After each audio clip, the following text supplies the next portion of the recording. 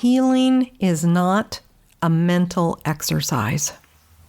You cannot think your way out of old pain. You cannot think your way to being better, to being different. To truly heal, you have to feel. You've got to feel feelings, and you've got to connect that to body sensation. You need both. Welcome, beautiful souls, to Say Yes to Your Soul podcast. I'm your host, Tessa Lynne Alburn, and I'm so grateful that you're here with me today. This is the space where we empower women like you to connect deeply with your soul, to shine in your business, and live a life filled with purpose and joy. Whether you're seeking to embrace your inner brilliance, cultivate meaningful connections, or be generously compensated for the unique gifts you bring to the world, you've come to the right place.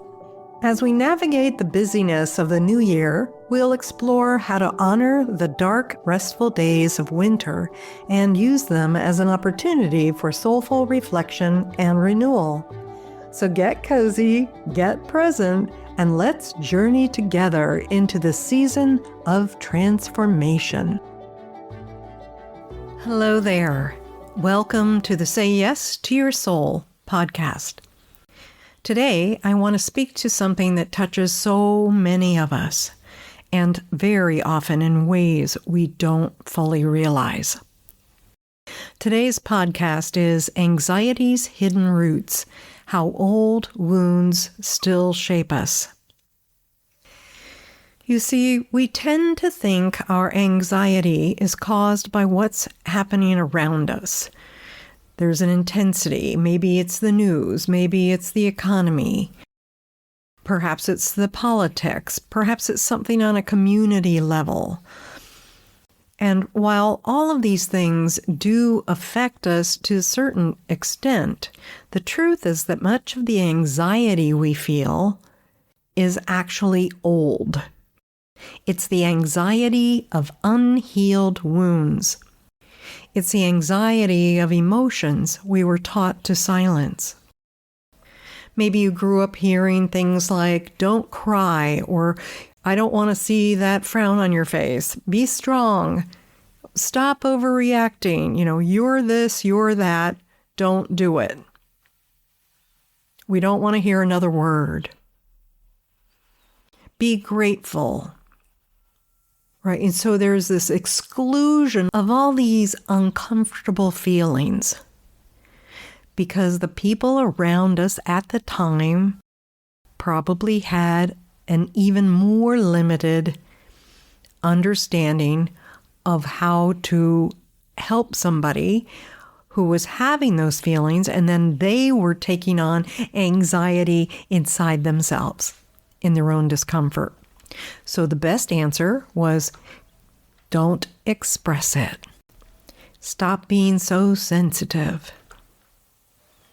It's also possible your childhood was focused on something else other than these things like achievement or perfectionism, right? But underneath, there was something big that no one ever discussed.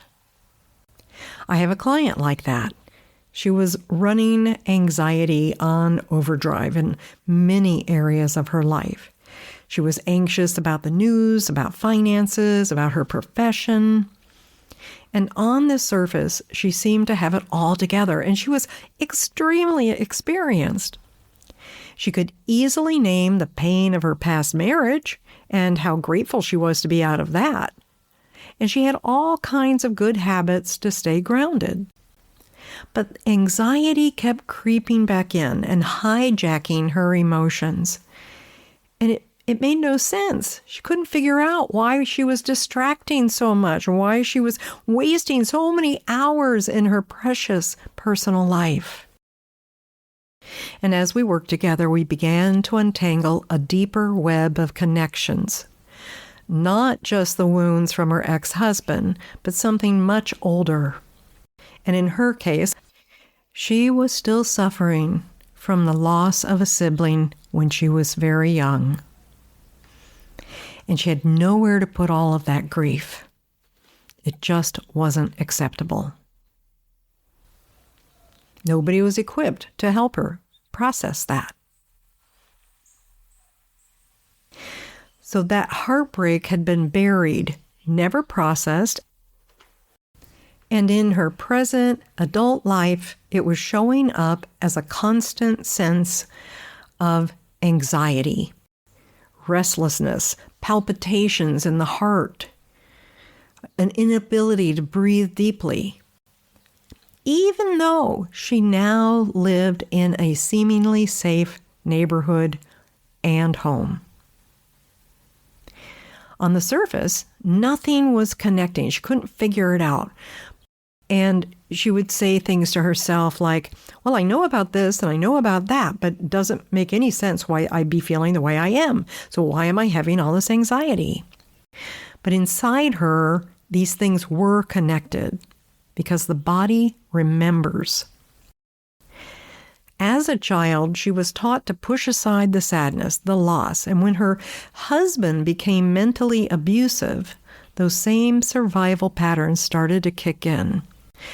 To suppress the feelings and survive, to keep going. It's a form of freeze, right? We think a lot about fight or flight, but in this case, the response was freeze. Just push it all down and freeze it all out, numb it out. And even after she left the marriage, the old programming remained, leaving her blind to the underlying tension she still carried in her body. So her body was on high alert all the time. And feeling calm, happy, or grounded was only possible for very brief moments, because deep down, she was still living in a world where peace was not allowed. Always had to be on high alert for something really tragic. And that's the thing about these old emotions. Fear, anger, grief, sadness, they don't disappear when we push them down. Instead, they live in the body memory. So when you're triggered today, whether by a conversation, a stressful event, or even an unconscious memory, that's right, an unconscious one, your brain's amygdala, which is the part that processes fear and emotion from a long time ago, it lights up as though that thing is happening now. It signals the hypothalamus. Now, this is a simplification of how this all works, but it signals the hypothalamus, and then the system is flooded with stress hormones like cortisol and adrenaline, and the heart races, the breath shortens, and muscles tense. There's a lot of constriction. Your body is preparing to fight, flee, or freeze, and in some rare cases to fawn. But usually when there's a real threat, it's going to be fight, flee, or freeze, even if the perceived threat is just an old emotional echo. Over time, the brain can learn to associate certain situations with danger, even when they're not dangerous now. And when we're sleep deprived or chronically stressed, it becomes even harder to break the cycle, and the nervous system gets stuck in overdrive. So here's what I want you to remember today. Healing is not a mental exercise. You cannot think your way out of old pain. You cannot think your way to being better, to being different. To truly heal, you have to feel. You've got to feel feelings, and you've got to connect that to body sensation. You need both. You need to let your body and your emotions process what was buried. And yes, mindfulness and breath work can help, but to break the deeper cycle, you need to let these old patterns rise into your awareness. You need to call them up, actually, so that they can finally be released. And you need to do this in a way that feels safe enough that you don't become unstable. Now, it's not always comfortable.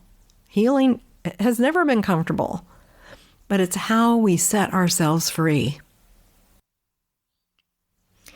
And so today, I invite you to take one simple, brave step. And that is to start being radically honest with yourself. When anxiety shows up, first of all, you've got to recognize it. Then you want to pause. Then you're going to ask, what is really going on here? And refrain from believing it's the first thing that comes to mind.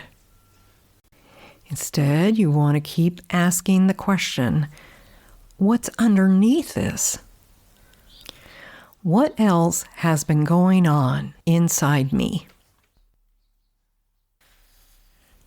When you start telling yourself the truth, you open the door to healing. And remember, you were never meant to carry this alone. You were made to feel, to express, and to heal. This is the human journey. Thank you for being here with me today. If you'd like skilled guidance on releasing the energy that binds you, please reach out to me at tessa@realizedsoul.com.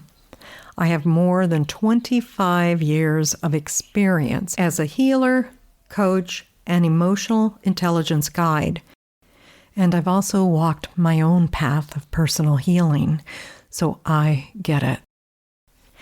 I'm sending you so much love as you walk your Shiro's journey with honesty, courage, and freedom. All right, that's our show today. Bye-bye for now.